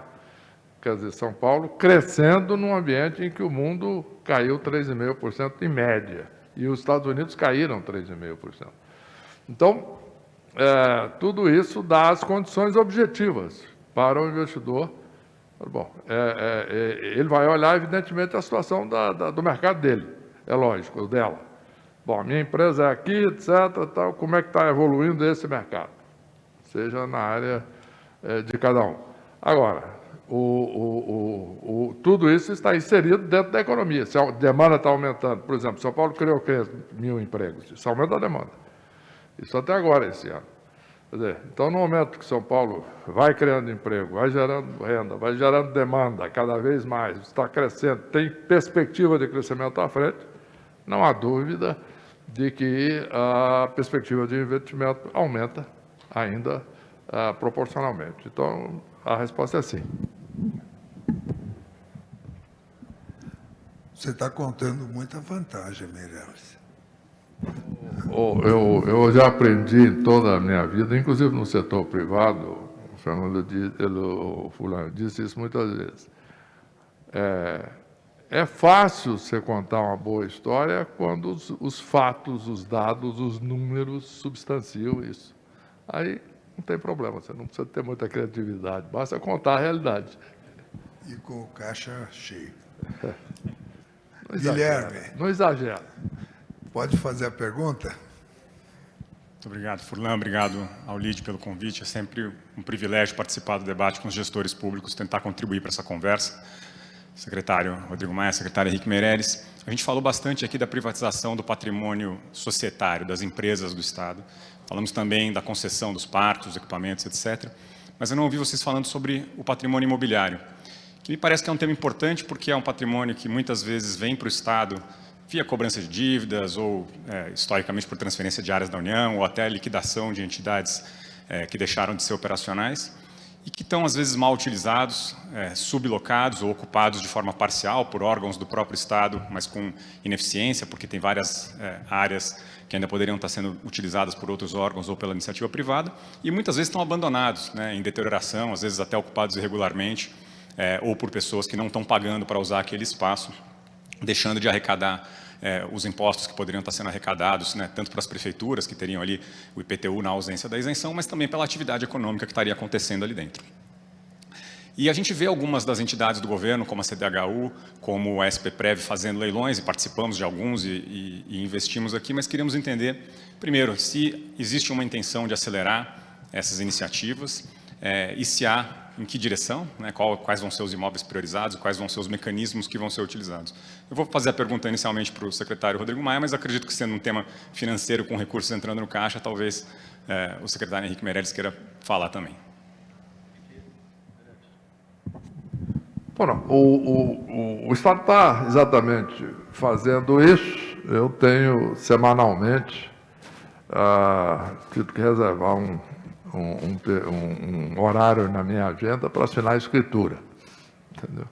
De venda de ativos do Estado. Não são apenas, sim, os mais visíveis são esses a que você se refere, mas existe todo tipo de ativo, é um número enorme e isso está em andamento. Por isso, tem casas na Zona Norte, casas família classe média, casas noutra região, casas na cidade toda, imóveis comerciais na região de Zona Sul, Zona Oeste, onde for. Então, tudo isso é um processo que está em andamento, está sendo feito isso. Em muitos casos tem problema jurídico, porque alguém questionou não sei o que lá atrás, etc. Então, tem uma certa... não é rápido o processo, mas está sendo feito em grande quantidade. É que a grande quantidade não necessariamente se reflete financeiramente, porque o número de imóveis é muito grande, muitos deles de pequeno valor, mas que está sendo feito. Então, a resposta é sim, isso está em andamento e com o tempo isso vai começar a ficar mais visível na medida que imóveis mais visíveis entrem no processo também, dentro dessa questão aí de fazer tudo juridicamente defensável, etc., para não ter problemas que fiquem, digamos assim, impedindo e atravancando todo o processo. Deixei que o ministro respondesse, porque esse assunto não está na minha pasta. Eu não costumo falar do que eu não sei, mas acho que, como cidadão, eu acho que é a linha correta, não apenas vender, mas uma reorganização da máquina pública para que ela seja mais funcional. Muitas vezes a gente vê um prédio público vazio e um órgão do setor público. Em Brasília a gente vê muito isso, alugando prédios modernos em Brasília. Fica parecendo uma incoerência. Ou você vende o prédio que está vazio, né? Ou, se você não vender, você tem que usar. Então, eu acho que sim, eu acho que esses ativos precisam ser vendidos, mas eu, de fato, não está na minha área, eu não tenho informação. Eu sabia que o ministro Meirelles poderia ajudar mais. Bom, vamos ao... Obrigado, Guilherme. Rodrigo, sua pergunta, por favor. Muito obrigado. Pergunta em empresa também, Rodrigo, por favor. Rodrigo Borges, sou da One Partners, a empresa de assessoria financeira, tanto para empresas quanto para famílias e indivíduos. Em primeiro lugar, queria agradecer os palestrantes pela qualidade da apresentação. É muito gratificante estar aqui escutando, discutindo uma agenda positiva de crescimento, de investimento. E agradecer também ao LIDE pela oportunidade. A minha pergunta para o painel é sobre o risco cambial. Sabe-se que, principalmente para investidores internacionais, o risco de investimentos de longo prazo, CAPEX, presentes muitas vezes em concessões, é um risco grande, é um risco que preocupa. Então, a pergunta é se estão sendo contemplados mecanismos de hedge cambial para esses investimentos de longo prazo em concessões e privatizações. Muito obrigado. Bom, essa, de fato, é uma pergunta também relevante e que tem sido muito estudada e endereçada nesses contratos de concessão. Mas um ponto importante é o seguinte, o hedge tem um custo, independentemente de quem formalmente faz o hedge, na medida em que há uma proteção, né, seria a palavra portuguesa, a proteção cambial, no caso, isso aí tem um custo, porque alguém vai bancar esse risco. Quer dizer, não é o fato do Estado garantir esse risco não quer dizer que ele não vai incorrer no custo caso haja uma desvalorização cambial daqui, principalmente num contrato de 20 anos, 15 anos, ou 10 ou 30, o que for. Então, isso aí tem que ser precificado, independentemente de como é que isso é formalizado. Quer dizer, em última análise, principalmente nos primeiros anos, isso tem que ser precificado o valor de mercado aí, do hedge no mercado. Em resumo, independentemente da formalização, o fato é que o custo da proteção cambial vai estar embutido. Independentemente de como isso será levado ao mercado, ou pelo concessionário, ou pelo órgão público, etc., o fato é que o Estado tem que ter uma receita definida da outorga e não pode ter um custo indefinido no orçamento. Olha, o orçamento é aqui, mas esse orçamento pode variar aqui, dependendo da flutuação do câmbio. Não existe no setor público. Por outro lado, o concessionário precisa saber qual é o retorno dele, né? E se ele vai trazer recursos de fora, então ele incorre no custo cambial. E aí tem que fazer o hedge, e botar o preço do hedge na equação, e aí na licitação, na disputa, na precificação, isso aí é devidamente levado em conta e calculado e está no preço. Bem. Quer dizer que não dá para fazer como a Petrobras, assim, quando o dólar mexe, levanta o preço do combustível? Infelizmente, na concessão, você já definiu o preço, né? Você não pode falar, tá bom, nós vamos... Agora, o concessionário, ela pode até, no seu modelo, levar em conta uma certa mudança no preço do pedágio, por exemplo. Mas não o Estado. O Estado, ele recebe uma outorga e dá a concessão. Ponto final. Já explicou, não precisa explicar, né? O hedge vai ter custo para um lado ou para o outro, não tem alternativa, né? Alguém vai ter que pagar pelo risco. E no momento que a gente vive hoje, somado ao que já começou a acontecer lá fora, o assunto do hedge cambial fica mais importante. Mas aqui entre nós, a minha opinião, um investimento de 30 anos, acho que a questão do hedge, ou você acredita no Brasil ou não acredita, volatilidade vai ter. Mas, se você olhar a longo prazo, não acho que esse seja você pode não dar sorte, né? De sua concessão acabar no governo Bolsonaro. Mas se ela acabar no governo Fernando Henrique, aí você deu sorte. Você vai ter um preço bom do câmbio, entendeu? Obrigado, Rodrigo. Obrigado, secretário Henrique Meirelles. Rodrigo Maia, vamos para a última pergunta aqui da bancada do professor Alessandro Azzoni. Professor da Uninove. Alessandro, por favor, sua pergunta. Primeiramente, obrigado. Parabéns pela exposição. Eu gostaria de fazer uma pergunta para o ministro e secretário Henrique Meirelles, e pode ser extensiva também na questão da análise política. Nós estamos falando de contratos de concessão. Fiquei muito contente da visão da separação dos investidores no Brasil. Isso dá uma autonomia de investimento dentro do Estado. O Estado acaba tendo uma supremacia nesse sentido. Mas a gente sabe que o risco Brasil existe, é inerente. Nós temos uma inflação passando para 2 dígitos, uma previsão de Selic chegando a quase 9% ou 10%. Os índices de correção monetária dos contratos podem ser impactados. Como já foi falado, a questão do câmbio. Nós temos uma inconsistência política, como diz o nosso ministro Paulo Guedes, que isso traz uma intempérie para o mercado. E o processo eleitoral. Tudo isso, esse impacto que nós vamos ter desses 2 anos, é o ano praticamente que vocês vão estar fazendo esse sistema de concessão. Esse impacto,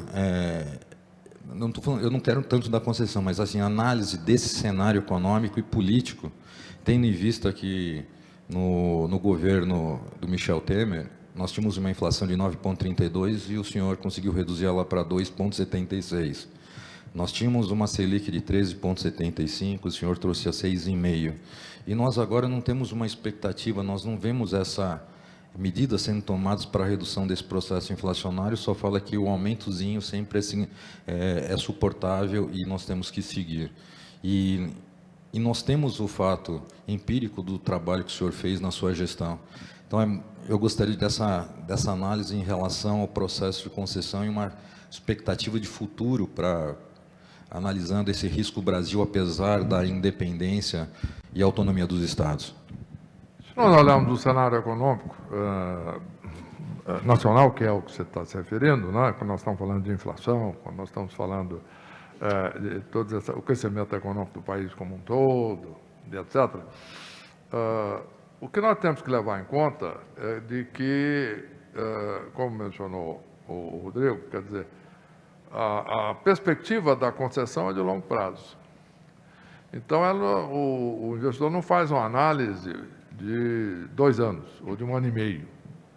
Ele leva em conta isso na conta, óbvio, mas ele olha à frente. E aí ele tem que fazer uma previsão de como será o Brasil, vamos supor que o prazo da concessão seja 20 anos, como será o Brasil durante 20 anos. E aí existe experiência, todo tipo. Por exemplo, concessões que foram feitas no governo da Dilma, e que era um momento em que muitos investidores precificaram aquele risco continuadamente. Depois nós tivemos o governo Temer e os ativos, né, subiram de preço muito, e as empresas que ganharam a concessão no governo anterior ganharam muito dinheiro. Então, o ponto importante é isso, quer dizer, a empresa tem que fazer uma previsão de longo prazo. E aí vai depender, já começa logo, mas esse longo prazo já começa a ser discutido agora. Já temos eleição ano que vem, não é só daqui a 4 anos. Então, quem vai ganhar a próxima eleição? Tá certo? Por exemplo, ganha o João Dória, é um cenário. Tá certo? Ganha o Bolsonaro, um outro cenário. Obviamente. Ganha o Lula, bom, aí também pode ser qual? Qual Lula? Lula, governo, primeiro mandato, Lula, segundo mandato. Tá certo?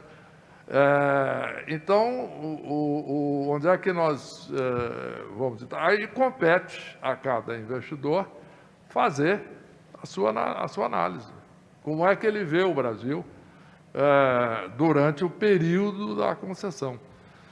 Normalmente, a minha experiência concreta hoje, atual, etc., é que existe uma visão positiva. Inclusive, primeiro, porque num prazo curto, nós estamos falando aqui de investimentos no Estado de São Paulo, em que o governo do Estado já tem essa autonomia, e que tem um histórico de muitos anos de concessões estaduais, isso é muito importante, bem-sucedidas, com estabilidade regulatória, etc.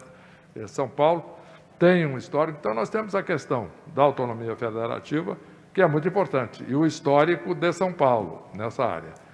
E segundo, quando nós vamos olhar, bom, mas o ambiente nacional influencia, porque nós temos inflação, temos isso, é verdade, isso aí é nacional, certo. Mas, de novo, como você mencionou, quer dizer, a inflação da Dilma estava, no final, 12 e tanto, 14, a Selic, etc. Um ano depois, tinha despencado, o Selic estava 3%, a inflação lá embaixo, abaixo da meta, entendeu? Chegou um bom período, a inflação abaixo do intervalo inferior de tolerância da meta. Quer dizer, então, o ponto todo é como será feita essa previsão, né? E aí compete a cada investidor olhar o que ele projeta para o Brasil a longo prazo. E, então, esse é o quadro. Eu, por exemplo, sou otimista. Eu acho que nós teremos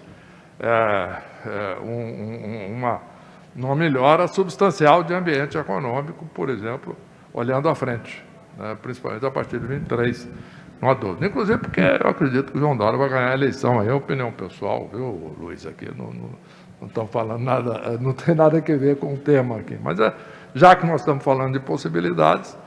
O Rodrigo não vota em São Paulo. Não, ele Está vendo? Bom. Não, mas é uma probabilidade muito clara, Fulano, porque política é a sua capacidade de intervir no processo. Quem tem capacidade de intervir no processo e tem o maior colégio eleitoral do Brasil é o Dória, 22% do eleitorado. Qualquer outro governador não tem o mesmo colégio eleitoral, por óbvio. E a segunda coisa, quando você é prefeito ou governador e você quer ser candidato ou a governador ou a presidente, você tem que tomar muito cuidado, porque você não tem temas fora do que você governou. Então, se eu fui prefeito, meu pai foi prefeito do Rio em 98, em 92 e 96. Fez campanha dizendo tudo que ele tinha feito na cidade do Rio. O cara do interior não votou nele de jeito nenhum, porque o cara não tem muita noção de território, não é isso? E o Dória tem uma coisa que nenhum governador tem a vacina. Então, ele tem tudo para crescer, para ser a alternativa, que eu não tenho dúvida nenhuma que a sociedade está procurando e vai encontrar na hora certa. As pessoas estão com a inflação na vida deles, com o desemprego, com a informalidade crescendo, com a precariedade da mão de obra crescendo. A pessoa não está olhando a eleição. A pessoa vai olhar a eleição na hora certa. A gente que fica angustiado querendo logo uma alternativa. Alternativas estão trabalhando. O Dória está trabalhando, o Eduardo Leite está trabalhando, o Mandetta está trabalhando. Todos poderão ser grandes candidatos e grandes presidentes, todos esses que eu citei. Mas quem tem as melhores condições, querendo a gente ou não, é o governador de São Paulo, na minha opinião, claro. E algum... Vai lá, Furlan. Não, só ia dizer que na pesquisa que nós fizemos hoje sobre clima empresarial, provavelmente vai aparecer, lá o professor Meirelles já está de olho com a pesquisa, provavelmente vai aparecer uma grande preocupação do empresariado sobre a situação política, não é? Porque houve tempo aqui que a questão da tributária era muito importante, a inflação, a saúde, o dólar, a educação, e, ultimamente, o que prejudica realmente os negócios, e o Meirelles tocou nesse ponto, e você também, é essa incerteza política, né? A incerteza fiscal também está atrapalhando muito mais do que a gente possa imaginar. E a inflação está aí para mostrar que ela vai corroer a renda dos brasileiros e a gente vai ter muita dificuldade nos próximos meses. Mas, como a pesquisa mostra um cenário de renovação para 2022, de mudança pelo menos, eu acho que isso pode certamente gerar otimismo nas pessoas quando olham a longo prazo. Claro que se você tiver um investimento de 1 ano e meio, você vai ter muita dificuldade de investir no Brasil. Mas se você olha um investimento de 30 anos, passando por uma eleição, para um governo com uma rejeição brutal, você está olhando o seguinte, a probabilidade dele vencer essas eleições são muito pequenas, né? Aí você vai avaliar o João, o Eduardo Leite, o Lula, aí você vai avaliar e vai tomar a sua decisão de longo prazo.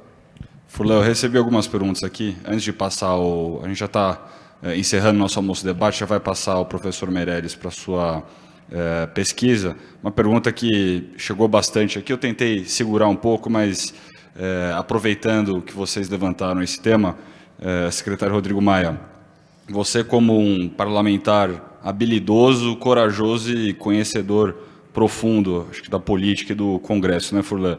Algum palpite para os próximos meses do governo Bolsonaro em sua situação política, algum palpite do que pode acontecer, ou sua visão do que está acontecendo lá?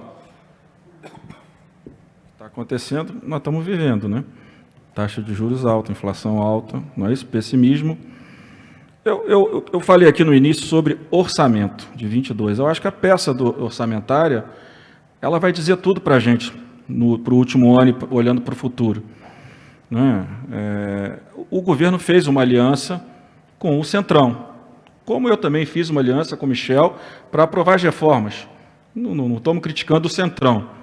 Agora, essa política está passando por uma ampliação de despesa no momento que o Brasil não tem condição no orçamento de colocar essas despesas.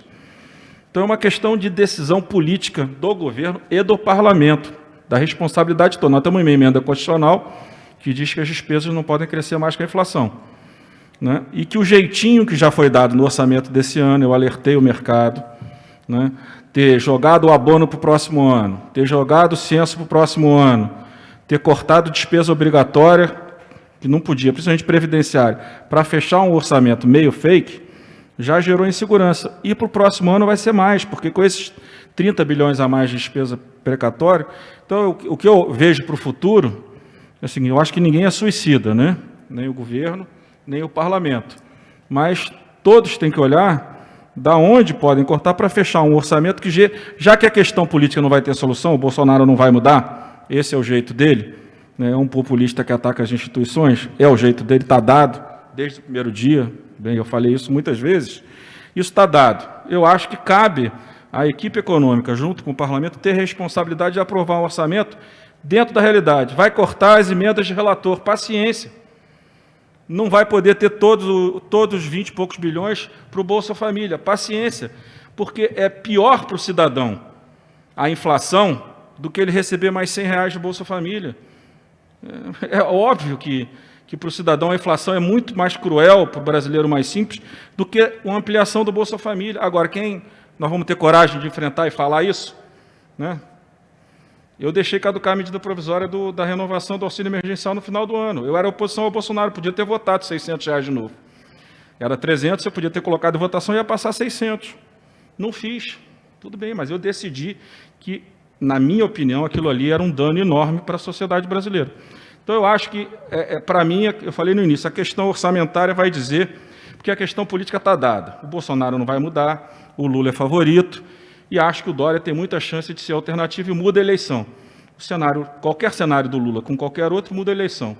Então, eu acho que será outra eleição. Se for Lula e Bolsonaro, não. Acho que a eleição está dada. Então, a questão eleitoral está dada, as variáveis. Eu acho que a questão para o Brasil, mínimo de controle de inflação, de taxa de juros, é você aprovar um orçamento dentro daquilo que manda a Constituição brasileira. Se o parlamento tiver essa responsabilidade, em vez de querer as suas emendas paroquiais e priorizar o Brasil, eu acho que a gente tem condições mínimas de não deixar que a situação econômica saia definitivamente de controle a partir do próximo ano.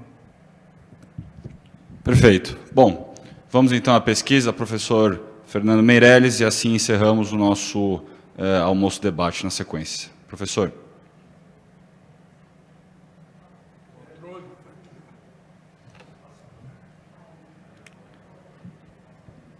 Então, boa tarde a todos. Vamos lá ver se o nosso clima empresarial melhorou ou piorou. Se não piorasse, ia ser complicado. Cadê o passador aqui que não chega? Chegou. Ups, já passaram. Então, vamos lá. Primeiro, com relação à eficiência do governo nos 3 níveis. Governo federal próximo à pior nota que nós já tivemos, 2,6, né? Não pega nem recuperação. O governo estadual melhorou, quase 7, chegando próximo ao nível mais alto, e também o nível municipal chegando próximo ao nível mais alto que nós tivemos aí nos últimos anos, uma nota hoje de 0 a 10 de 6,2. Com relação à situação atual dos negócios, piorou, né? Então, estávamos aí com 40 e poucos, passamos aí para 39, e talvez o pior é o pior. O amarelinho estava com 17% há um mês e pouco atrás, agora nós estamos com quase 30% de empresas com negócio pior. O que talvez pudesse ser uma esperança também piorou, que é a capacidade de emprego ou a intenção de empregar. Veja que nós tínhamos quase ninguém desempregando e também já temos uma taxa elevada de empresas pretendendo desempregar hoje. Com relação ao fator que impede o crescimento, como Furlan já colocou, o campeão era a carga tributária, mas veja que o cenário político volta a preocupar bastante. Ganha da carga tributária e um pouquinho de presença de falta de demanda, né? Nível de procura traduz por falta de demanda um pouco, né? Taxa de juros não preocupa, mas o cenário político voltou a dominar a preocupação maior dos empresários. Qual a área que o Brasil mais precisa melhorar? Percebam aí que é educação e política. Educação e política, educação e política são as que predominam já há muito tempo. É bom que os empresários também não estão preocupados com a ESG, não, né? Não. Tá. Estão preocupados com a ESG, mas perceba que nós pusemos uma pergunta, mas ainda não, né? A carga tributária e a política continuam sendo aí os principais. A previsão de receita para o ano, obviamente, é maior do que a previsão de receita do ano passado, né? Se essa notícia não fosse assim, seria um desastre. Com relação à estimativa de PIB, percebam que ela decaiu, oscilou para cima no mês passado, mês retrasado, e agora voltou para o patamar de 2% de estimativa de crescimento. Com essa distribuição que está aqui, né, a grande maioria acha zero. Né? Vamos crescer zero esse ano. Com relação a quanto tempo nós vamos voltar à normalidade, também um valor que oscilou, e estamos agora na enquete de hoje, com uma estimativa de 8 meses para voltar para a normalidade. E resumindo, o nosso índice, a nota final do clima empresarial, uma nota de 0 a 10, que vai oscilando, cresce, diminui, oscila, e, obviamente, o que aconteceu hoje? Ops, não era para sair, passou de 6 para 4,8, ou seja, o clima empresarial piorou significativamente. Vamos ver se ele melhora ao longo do fim do ano. Obrigado, boa tarde a todos. Obrigado, professor. E assim, então, encerramos o nosso almoço-debate. Muito obrigado, secretário Henrique Meirelles, secretário Rodrigo Maia, a todos vocês aqui presentes e vocês que nos acompanharam virtualmente. Uma boa tarde e boa semana para todos. Obrigado.